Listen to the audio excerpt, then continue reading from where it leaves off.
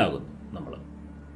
Spiritual എന്ന് പറഞ്ഞാൽ എല്ലാത്തിനോടുള്ള ഒരു അക്സെപ്റ്റൻസ്, എല്ലാം എന്നിലാണ്, അല്ലെങ്കിൽ എല്ലാം എൻ്റെയാണെന്നുള്ള തോന്നലൊക്കെ ഉണ്ടാകുന്നൊരവസ്ഥ, അല്ലെങ്കിൽ ഒന്നും എൻ്റെ അല്ല എന്നുള്ള തോന്നലുണ്ടാകുന്ന അവസ്ഥ.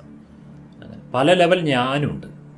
സോ ബേസിക്കലി സെൽഫ് എന്ന് പറഞ്ഞാൽ എന്താണ് നിങ്ങൾക്ക് നിങ്ങളുടെ വാല്യൂ സിസ്റ്റത്തിനെ കുറിച്ചിട്ടുള്ള ഒപ്പീനിയൻ, എന്താണ് നിങ്ങളുടെ സ്നേഹത്തിൻ്റെ നിലവാരം, എന്താണ് നിങ്ങളുടെ മനഃശക്തിയുടെ നിലവാരം, എന്താണ് നിങ്ങളുടെ ശാന്തിയുടെ നിലവാരം, എന്താണ് നിങ്ങളുടെ സ്വഭാവത്തിൻ്റെ നിലവാരം, എന്താണ് നിങ്ങളുടെ അടിസ്ഥാന വിശ്വാസ പ്രമാണങ്ങൾ, എന്താണ് നിങ്ങളുടെ അടിസ്ഥാന അറിവുകൾ. ഇതിനെയൊക്കെ ഡിപ്പെൻഡ് ചെയ്തിട്ട് ഞാൻ എന്ന വാക്കിന് മീനിങ് ഉണ്ടാവും. അത് ഓരോരുത്തർക്കും ഓരോന്നായിരിക്കും.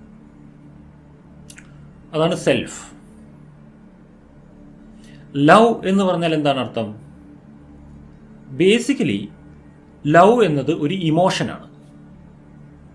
അതൊരു ഇമോഷൻ ആയതുകൊണ്ട് അത് ഏത് വ്യക്തിയിലാണോ ഫീൽ ആവുന്നത് ആ വ്യക്തിയെ മാത്രം ബാധിക്കുന്നൊരു കാര്യമാണ്. അത് മറ്റൊരാൾക്ക് ബാധകമേ അല്ല. ലവ് എന്നുള്ള ആ ഒരു അവസ്ഥ ഒരു പക്ഷേ മറ്റൊരാൾക്ക് നിങ്ങളുടെ സ്നേഹം തിരിച്ചറിയുവാനുള്ള കഴിവുണ്ടായേക്കാം. അത് ആ വ്യക്തിയുടെ ഇമോഷൻ്റെ ഗുണമാണ്. ഞാൻ ഒരാളെ സ്നേഹിക്കുന്നുണ്ട് എന്നുള്ളത് കൊണ്ട് അയാൾക്ക് ആ സ്നേഹം ഫീലാവണമെന്നില്ല, അയാൾ എന്നെ സ്നേഹിക്കണമെന്നുമില്ല. യാദൃശികമായി ചിലപ്പോൾ അത് ഫീലായേക്കാം, സാധ്യതയുണ്ട് എന്നല്ലാതെ ഞാൻ ഒരാളെ സ്നേഹിക്കുന്നു എന്നുള്ളത് കൊണ്ട് അയാൾ സ്നേഹം തിരിച്ചു തരും എന്നൊന്നും അർത്ഥം വരുന്നില്ല. ബിക്കോസ് ഞാൻ സ്നേഹിക്കുന്നു എന്നുള്ളത് എൻ്റെ ഇമോഷണൽ ട്രാൻസ്മിഷനാണ്. ഞാൻ ട്രാൻസ്മിറ്റ് ചെയ്യുന്ന ഇമോഷൻ അയാൾക്ക് റിസീവ് ചെയ്യാൻ പറ്റുന്നുണ്ടോ എന്ന് ഉറപ്പില്ലല്ലോ.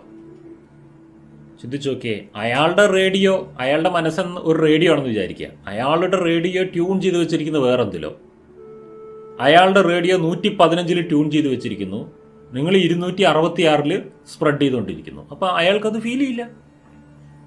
അതാ, നിങ്ങളെക്കാൾ ഹയർ ഓർ ലോവർ ആയിട്ട് ഫ്രീക്വൻസി സെറ്റായിരിക്കുന്ന ഒരു മൊമെൻറ്റിൽ നിങ്ങൾ ആരെ സ്നേഹിച്ചാലും ആ വ്യക്തിക്കത് മനസ്സിലാവില്ല. ആ സെയിം ഫ്രീക്വൻസി ഓഫ് ലവ് അല്ലെങ്കിൽ സ്നേഹഭാഷ എന്നും പറയും നമ്മളതിന്. അത് സെറ്റാവുമ്പോഴാണ് ആ സ്നേഹം ഫീൽ ചെയ്യുക സ്നേഹം.